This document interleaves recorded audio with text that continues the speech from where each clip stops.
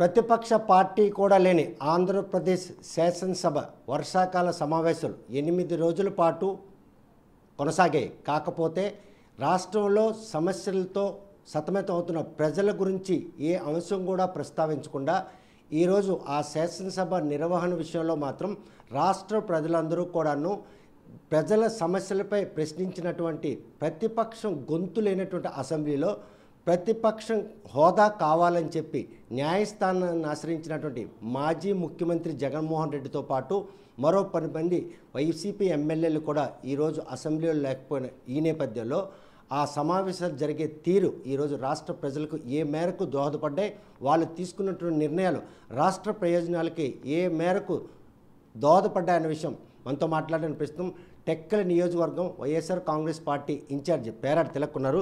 చూస్తే కనుక 8 రోజుల పాటు జరిగినటువంటి ఈ అసెంబ్లీ సమావేశాల్లో రాష్ట్రంలో సమస్యలతో సతమతవుతూ రోడ్లు ఎక్కుతున్నారు, బస్సులు మహిళలు కొట్టుకుంటున్నారు. ఈ పరిణామాలన్నింటిలో ఎక్కడైనా చర్చనీయాంశంగా వచ్చింది. అంటే అసెంబ్లీ సమావేశాలంటే రాష్ట్రానికి సంబంధించిన ప్రధానమైన సమస్యలను ప్రస్తావించడానికి ప్రధాన వేదిక. దాంట్లో ప్రజలతో ఎన్నుకోబడిన శాసనసభ్యులు వాళ్ళ నియోజకవర్గాల్లో ఉన్న ప్రధాన సమస్యల్ని అధ్యక్షులు స్పీకర్ గారి సమక్షంలో సభాపతి అలాగే సభానాయకుడికి దృష్టిలోకి వెళ్ళడానికి కోసం అనేకమైన సమస్యలు శాసనసభలో ప్రస్తావిస్తారు.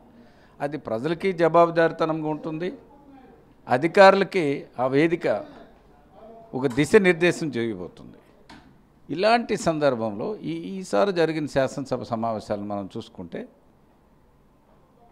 ఎన్డీఏ కూటమి అధికారంలోకి వచ్చిన తర్వాత ప్రతిపక్షం లేని శాసనసభ సమావేశాలు నిర్వహిస్తున్నారు.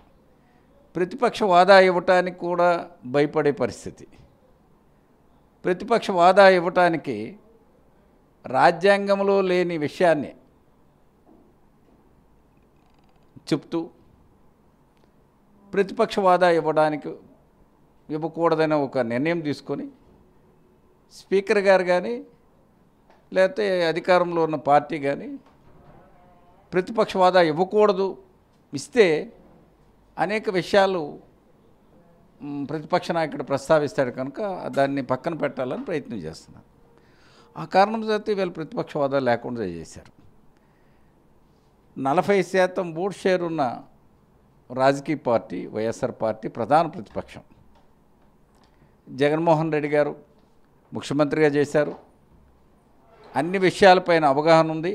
అత్యంత ప్రజాదరణ కలిగిన వ్యక్తిగా, దేశంలోనే అత్యంత ప్రజాదరణ కలిగిన వ్యక్తిగా ఓ ప్రధాన ప్రతిపక్షంలో ఈ రాష్ట్రంలో అనేక విషయాలపై ప్రస్తావిస్తూ ప్రతి కామన్ మనిషికి దగ్గరగా ఉన్న వ్యక్తి.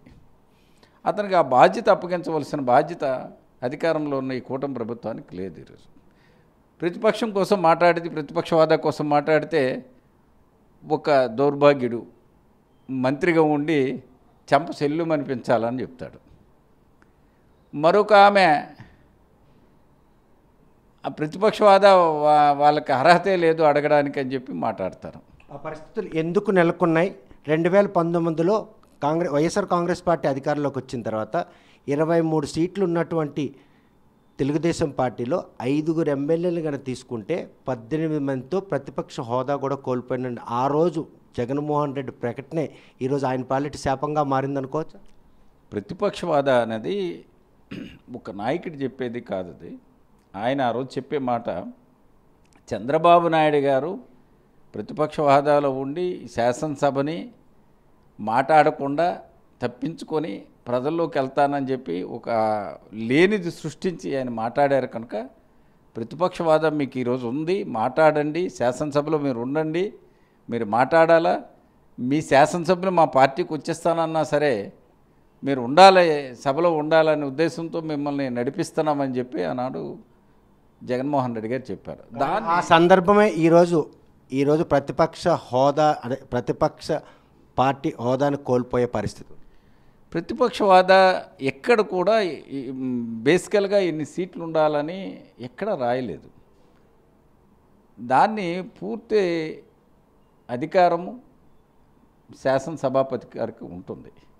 ఆ బాధ్యత కూడా సభని సక్రమైన మార్గంలో ప్రజలు మనల్ని పొందే విధంగా, ప్రజల సమస్యలు ప్రస్తావించే విధంగా శాసనసభాపతి గారు ఆ నిర్ణయాలు తీసుకోవాలి. అతనే ఒక రాజకీయ పార్టీ వ్యక్తిగా మాట్లాడుతున్నారు.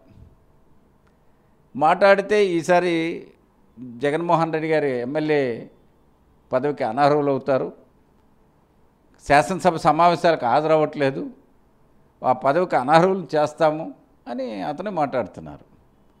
అంటే అన్ని వర్గాలకి సంబంధించిన వ్యక్తి, రాజ్యాంగబద్ధంగా అందరితో కలిపి ఎన్నుకోబడిన వ్యక్తి అయ్యుండి అలా మాట్లాడడం ఆయన వ్యక్తిగత ఆ సీటు తాలూకా గౌరవాన్ని దిగజార్చే పని అది. ఈనాడు ఆంధ్రప్రదేశ్ శాసనసభ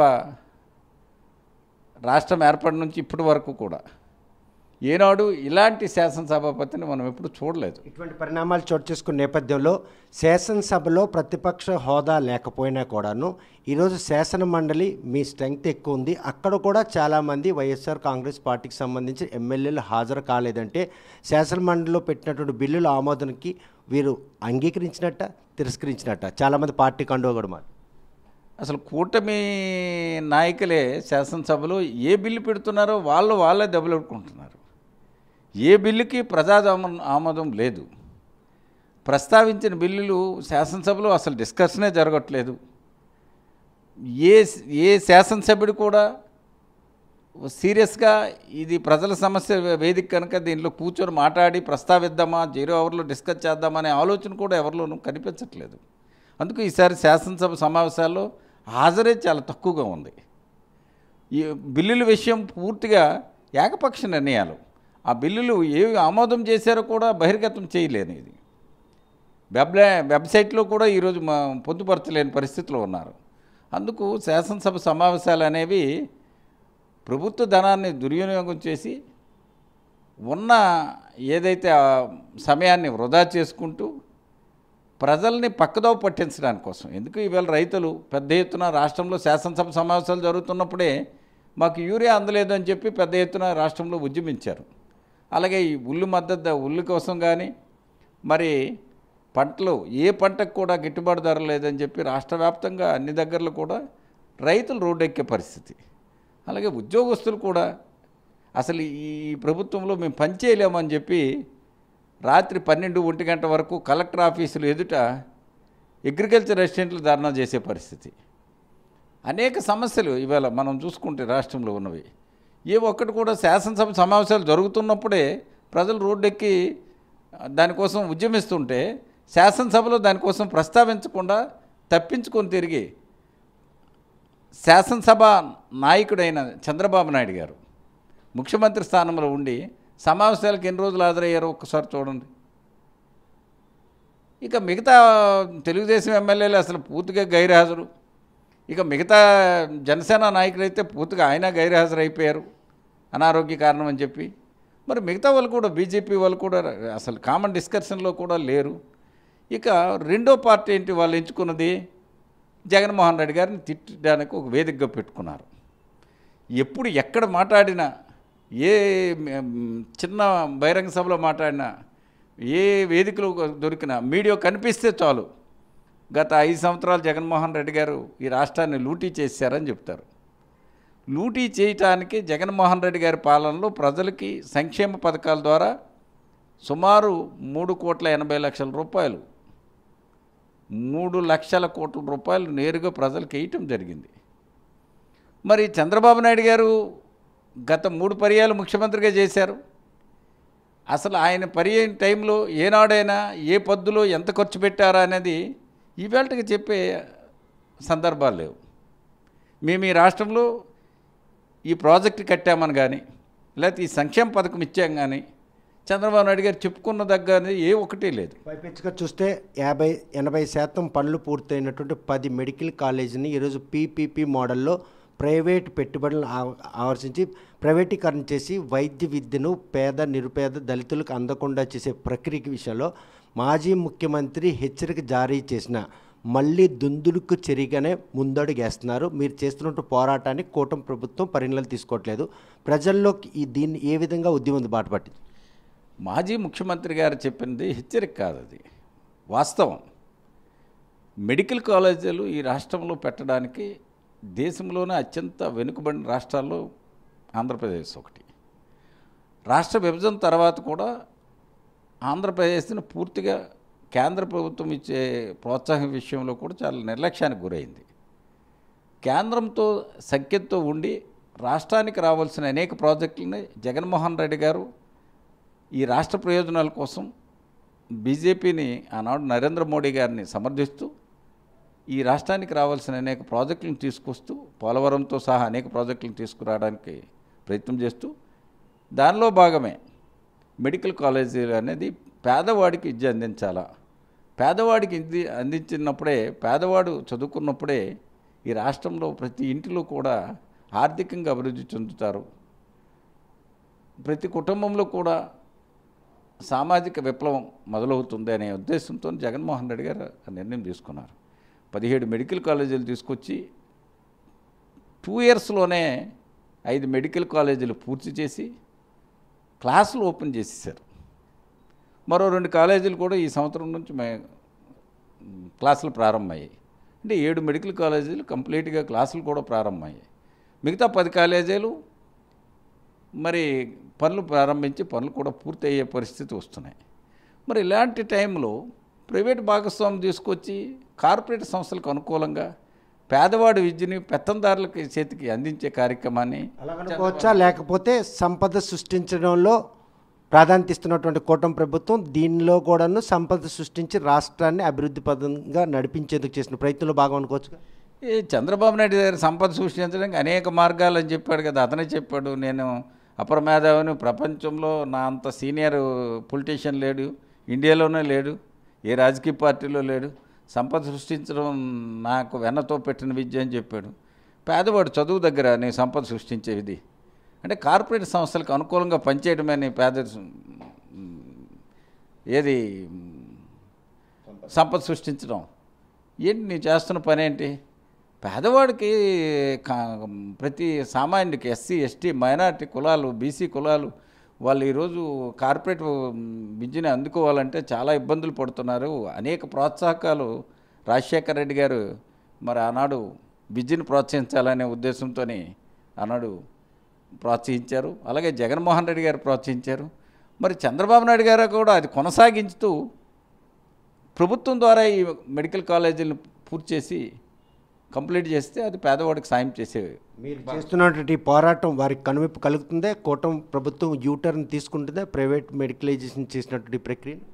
చంద్రబాబు నాయుడు అనే వ్యక్తి ఒక దుర్మార్గుడు. అతనికి ఇప్పుడు కనువిప్పు జరగదు. ఆయన వ్యాపారం చేస్తాడు.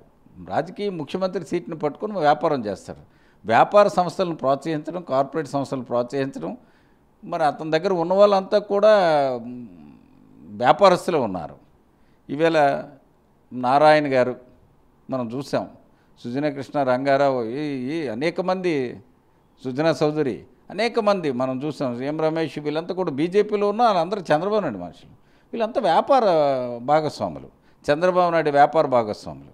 మనిషి దగ్గర ఉన్నా సరే వీళ్ళంతా కూడా వాటాలు వేసి రాష్ట్రాన్ని పూర్తిగా లూటీ చేసి అమ్ముకొని 5 సంవత్సరాల తర్వాత చెరుకు పిప్పి చేసినట్టుగా ఎలా అయితే చేసి పెట్టేస్తారో, మిషన్లో పెట్టి పిప్పి ఎలాగ అయిపోద్దో అలా చేసి వదిలేస్తారు వీళ్ళు. అటువంటి వ్యాపారం చేసి ఈ దృక్పథం, ఈ నేపథ్యంలో మీరు చేస్తున్నటువంటి ఈ ప్రైవేటీకరణ అడ్డుకునేందుకు పోరాటం ఫలిస్తుంది అనుకుంటున్నారా? ప్రజల్లో చైతన్యం వస్తుంది అనుకుంటున్నారా? మళ్ళీ ప్రభుత్వ రంగంలోనే ఆ ప్రైవేట్ కళాశాలలు పేద, నిరుపేద, ఎస్సీ, ఎస్టీలకు అందుబాటులోకి వస్తాయి అనుకుంటున్నారు? జగన్మోహన్ రెడ్డి గారు చిత్తశుద్ధితో ప్రయత్నిస్తారు. ఏ ప్రయత్నం చేసినా జగన్మోహన్ రెడ్డి గారు చిత్తశుద్ధితో ప్రయత్నిస్తారు. అందులో భాగమే ఈరోజు ప్రైవేట్ కాలేజీలు ప్రైవేట్ పరం చేస్తున్న ఏదైతే మెడికల్ కాలేజీలు ప్రైవేట్ పరం చేయడానికి కోసం జరుగుతుందో దాన్ని తీవ్రంగా వ్యతిరేకించారు. ఒకవేళ కొంత కార్పొరేట్ సంస్థలు కానీ, కార్పొరేట్ పొలిటీషియన్స్ కానీ, వ్యాపారవేత్తలు కానీ ఉద్దేశపూర్వకంగా ఈ పీపీపీ 3లో మీరు భాగస్వామి అయితే మా ప్రభుత్వం అధికారంలోకి వస్తే ఖచ్చితంగా దాన్ని రద్దు చేస్తాను. ఎందుకంటే నేను నా లక్ష్యం పేదవాడు విద్యను అందించాలనేదే నా లక్ష్యం. ఆ లక్ష్యాన్ని మీరు నా మీద కోపాన్ని మెడికల్ కాలేజీల మీద మీరు పెట్టడం అనేది చాలా దారుణమైన విషయం. కనుక నేను దాన్ని వ్యతిరేకిస్తున్నానని చిత్తశుద్ధితో చెప్పే కార్యక్రమం.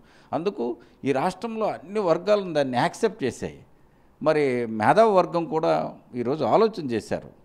ఇది చంద్రబాబు నాయుడు గారి నిర్ణయాలు చాలా తప్పు అని చెప్పి ఈవేళ వడ్డే శోభనాధీశ్వరరావు గారు కానీ లేకపోతే అరుణ్ కుమార్ గారు కానీ ఇతర రాజకీయ పార్టీలు ఇటు కాంగ్రెస్ కానీలో ఉన్నవాళ్ళు కానీ లేకపోతే ఇతర పార్టీల్లో ఉన్న సిపిఐ సిపిఎం పార్టీలు ఈవెన్ నారాయణ గారు ఇతర పార్టీల్లో ఉన్న వాళ్ళు కూడా స్పష్టంగా చెప్పారు. ఈ నిర్ణయం చంద్రబాబు నాయుడు గారు అత్యంత క్రూరమైన నిర్ణయం తీసుకున్నారు. ఈ నిర్ణయాన్ని అన్ని వర్గాలు వ్యతిరేకించాలని నేను అందుకు ఇది చంద్రబాబు నాయుడు చేస్తే ప్రజల్లో పూర్తిగా అన్పాపులర్ అయిపోయి ఆయన్ని మళ్ళీ ఇంటికి పంపించే పరిస్థితి వస్తుంది. అందుకు ఈ విషయంలో వైఎస్ఆర్ పార్టీ తీసుకున్న స్టాండ్ గౌరవ జగన్మోహన్ రెడ్డి గారు తీసుకున్న నిర్ణయాన్ని ప్రజల నుంచి మద్దతు వచ్చింది, రాజకీయ పార్టీల నుంచి మద్దతు వచ్చింది. వైఎస్ఆర్ పార్టీ కాదు అన్ని వర్గాలు కూడా దేనికైనా ఏ స్టేజ్కైనా వెళ్ళి ఫైట్ చేయాలనే ఆలోచనకి ప్రజల్లో వచ్చింది. కనుక ఇది ఖచ్చితంగా ఎదుర్కొంటాం, ఆపుతాము. దాన్ని అధిగమించడానికి ఆయన ప్రయత్నించి దాంట్లో భాగస్వామ్యం అవడానికి ప్రయత్నించిన వాళ్ళు చాలా తీవ్రంగా నష్టపోయే పరిస్థితి వస్తుంది. చూస్తే కనుక ప్రస్తుతం ప్రతిపక్షం లేని ఆంధ్రప్రదేశ్ అసెంబ్లీలో శాసనసభ సమావేశాలు జరిగే తీరులో రాష్ట్రంలో సమస్యలు ఏకరవ పెడుతున్నా కూడా ఏ విషయంపై చర్చించడానికి 3 పార్టీల కూటమి కూడా ఈరోజు పెద్ద మొత్తంలో గైర్హాజరై సభలో తదనుకున్న అటెండెన్స్ కూడా లేనటువంటి పరిస్థితి ఉందంటే ప్రతిపక్ష హోదా కనుక తమ నేత వైఎస్ జగన్మోహన్ రెడ్డికి ఇస్తే ఎక్కడ సభను సజావుగా నిర్వహించలేనని ఉద్దేశంతో లేనిపోని సాకులు చెప్పి రాజ్యాంగంలోని అంశాలను కూడా తెరపైకి తెచ్చి ఆయనకి ప్రతిపక్ష హోదా కూడా ఇవ్వకుండా అసెంబ్లీకి రాకుండా అడ్డుకుంటున్నారు. ఆయన కనుక ప్రతిపక్ష హోదాలో అసెంబ్లీలో అడుగు పెడితే ఈరోజు కూటమి ప్రభుత్వం వెన్నులో ఒడుకు పుట్టే పరిణామాలు మాత్రం జరిగినటువంటి వర్షాకాల సమావేశం మాత్రం కళ్ళకు కట్టినట్టు చూపిస్తున్నారు. ప్రస్తుతం మాత్రం రాష్ట్రంలో సమస్యలు ఏకరవ పెడుతున్నా కూడా ఏ సమస్యపై చర్చించినటువంటి ఆ అసెంబ్లీ సమావేశాల తీరు మాత్రం రాష్ట్ర ప్రజలు అందరూ కూడాను హసించుకునే పరిస్థితి ఉంది. ఈ పరిణామాలు చోటు చేసుకున్న ఈ నేపథ్యంలో మరోవైపు మెడికల్ కాలేజీలు ప్రభుత్వ రంగంలో 17 మెడికల్ కాలేజీలు తెచ్చినటువంటి మాజీ ముఖ్యమంత్రి జగన్మోహన్ రెడ్డి 7 మెడికల్ కాలేజీలు పూర్తి చేసి ఈరోజు తరగతులు నిర్వహిస్తున్నప్పటికీ మరో 10 మెడికల్ కాలేజీ 80% పూర్తయినా వాటిని పీపీపీ మోడల్లో ప్రైవేట్ ఇన్వెస్టర్లు తెచ్చి ఈ మెడికల్ విద్యను మాత్రం అంటే అంగట్లో సరుకులా విక్రయించేందుకు చేసిన ఒక వ్యాపారంగా ఆయన మాత్రం అభివర్ణిస్తున్నారు. మరి ఈ విషయంలో వైఎస్ఆర్ కాంగ్రెస్ పార్టీ తీసుకున్నటువంటి స్టాండ్కి రాష్ట్ర ప్రజలు అదేవిధంగా ఇంటెలెక్చువల్స్ మేధావులందరూ కూడాను వారితో కలిసి పోరాడి మళ్ళీ ప్రభుత్వ రంగంలో మెడికల్ కాలేజీలని నిర్మించేటటువంటి చర్యలు చేపడతారా లేకపోతే కూటమి ప్రభుత్వం నిర్ణయాన్ని ఏ విధంగా స్వాగతిస్తారనే విషయం వేచి చూడాల్సిందే. వీడియో జర్నలిస్ట్ రామకృష్ణతో సత్యం, RTV శ్రీకాకుళం. తెలుగులో ఫాస్టెస్ట్ న్యూస్ ఇప్పుడు కొత్త అవతారంలో 5 సెకండ్లోనే పూర్తి వార్తా సమాచారం మీ చేతిలో. సోషల్ మీడియా ట్రెండ్స్ మీ కళ్ళ ముందుకే live TV and voice search options తో ఇప్పుడే డౌన్లోడ్ చేయండి. యాప్ లింక్ డిస్క్రిప్షన్లో ఉంది.